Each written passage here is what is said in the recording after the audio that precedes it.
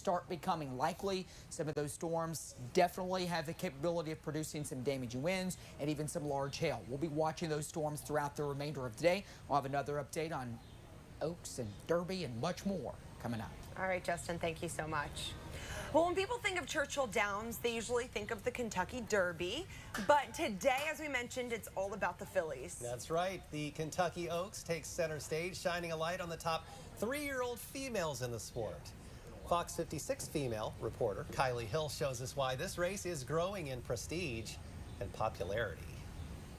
Tradition. It's one of the things that makes the Kentucky Oaks what it is today.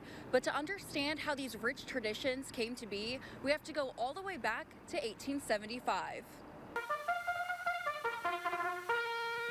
The first winner was Vinaigrette.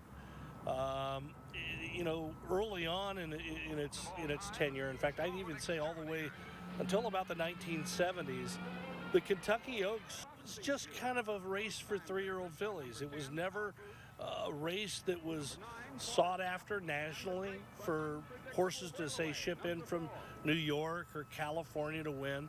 That all changed in the 1980s. The Oaks and Derby are like the timeless legends of American sports. Horse racing, a thoroughbred's eye view of sports. There are upwards of 90,000 at Churchill Downs in Kentucky's bluegrass country for the 67th running of the famed Derby. Holding the title of the oldest continuously contested events in American history.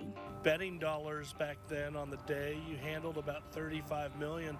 Now we're challenging $80 million on Oaks Day, so it's really grown tremendously in the last few years. Ever since 2001, around 100,000 fans flocked to witness the magic of the Oaks. Every year it gets better because more people learn, more local people come, so it's a lot more interaction with people they don't know, so it's an amazing time for everyone. Beyond the thrill of the race, and they're into the stretch of the Kentucky Oaks. Ever wonder why everyone's rocking that bold, fabulous pink? It's a nod to the official flower of the Kentucky Oaks, the Oaks Lily. We love for people to incorporate pink into their wardrobe. People have really done an outstanding job of doing that, and that's probably been a tradition for about the last 15 years or so. But the color pink isn't just a fashion statement. I think one of the most moving tributes on Oaks Day, and a tradition that started back in 2009, was the Kentucky Oaks Survivors Parade, where we offer people to share their stories of battling cancer, surviving in the fight.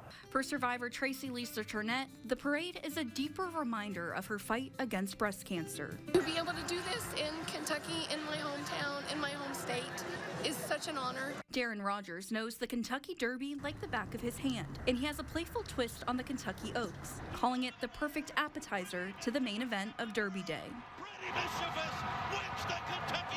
It's a test drive for all the preparations we've done. The energy is tremendous, and it's a great dress rehearsal for Derby.